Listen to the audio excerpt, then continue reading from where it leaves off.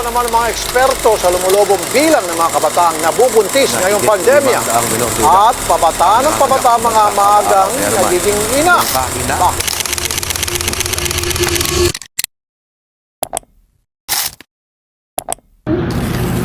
Mapagpalang araw sa inyong lahat! Ako si Sophie ZLP Terania na hindi lamang tumatayo sa inyong harapan ngunit kumakatok sa inyong puso at isipan para pag-usapan ang realidad naming mga kabataan na siyang tunay na pag-asa ng ating bayan. Ang kabataan ay itinuturing ng pag-asa ng bayan. Subalit, paano kung ang pag-asang ito ay maagang naputol dahil sa mga desisyong hindi pinag-isipan?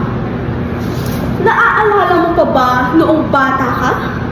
Gustong-gusto mo maging guro, doktor, inhinyero at iba pa balang araw.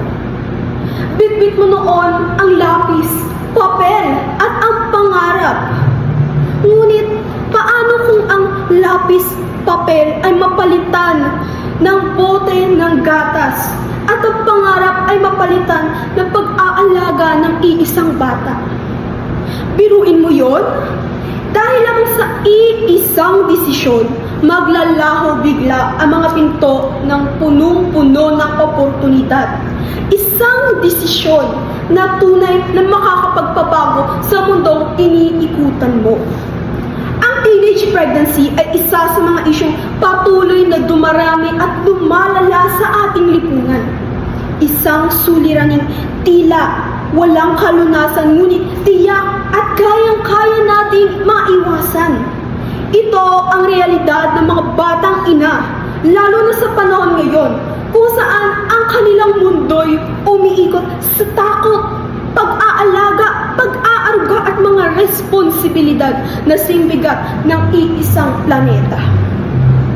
Pero, hep, bago natin sila tuluyang husgahan, atin munang buksan ang ating isipan at sila'y unawain.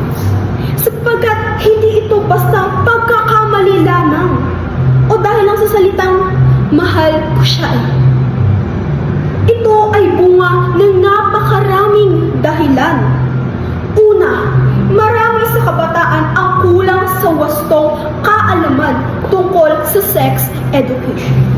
Walang tamang gabay, kaya't sila ay natututo sa maling paraan. Kung kailan nagbunga na ang kanilang mga maling kagawian. Dagdag mo pa rito ang impluwensya ng mga kaibigan, mga barkada na minsan nagtutulak sa amin na subukan ang mga bagay na hindi pa ganap na nauunawaan.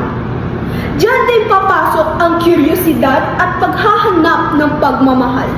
Dahil kaming mga kabataan ay maraming katanungang naghahangad ng kasagutan.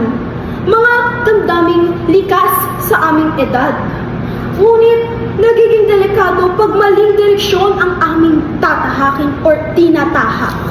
Isa pa sa pinakamasaklap na dahilan ay ang mga kaso ng panggagahas.